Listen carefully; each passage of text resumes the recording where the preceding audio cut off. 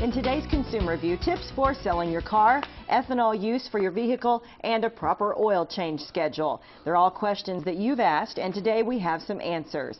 By we, I mean automotive expert Casey Jordan, who's joining us live this morning. Thanks for being here, Casey. Thank you for having me. Okay, let's get on to the first question. John in Round Rock wants to know if you have any tips for safely selling a car. Well, whenever you're selling a vehicle, you definitely want to make, when you're selling it privately yourself and you're about to meet a potential purchaser, you really want to make sure that you do it in an open area, not necessarily always at your house, during the daylight hours. You really don't want to meet somebody after dark.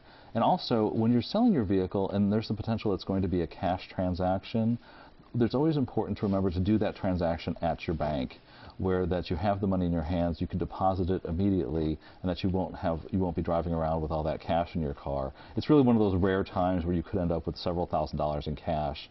So make sure that you, when you buy the vehicle or sell your vehicle, make sure you do it at your local bank. Interesting. When I was selling mine recently, you said maybe don't, do it from your home where they can come back in case they, have a problem with the car, which that happens, Yes. Beth from Manor asks, is too much ethanol bad for your car's engine?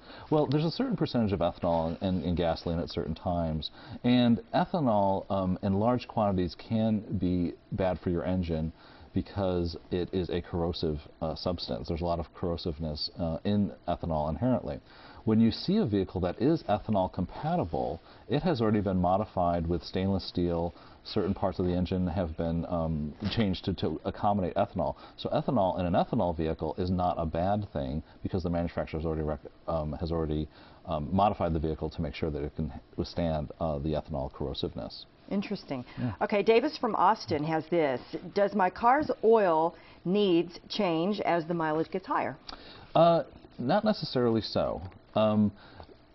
Really, when your car gets older and there's more wear and tear in the engine, you think that maybe you should change the viscosity of your oil. And the viscosity is the thickness of your oil. So while there are pieces of your engine that have worn out with tolerances, there are other parts of your engine that have not worn out. And those parts of your engine are only so thick, and the manufacturer knows that what viscosity it can take to pass through.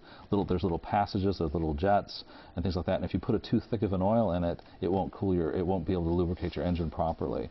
So most importantly to do is when you are changing your oil, look for the manufacturer's recommended viscosity levels and make sure that you stay within those range. For the life of the car? For the life of the car. Okay. You can go to a higher mileage oil that many oil manufacturers have, and that oil will have detergents in it to help clean your engine, and also have seal preservatives that will help preserve all the seals inside the engine as well. So after 75,000 miles, it's not a bad idea to switch to a higher mileage oil, but still stick with the manufacturer's recommendations for viscosity and weight. Good point. Casey, thank you so much for joining us. Thank you very much. And if you didn't have your question answered, we'll try to get you next time. If you have a question for Casey, just send him an email to askcasey@kview.com, and Casey will be back very soon to answer all your questions.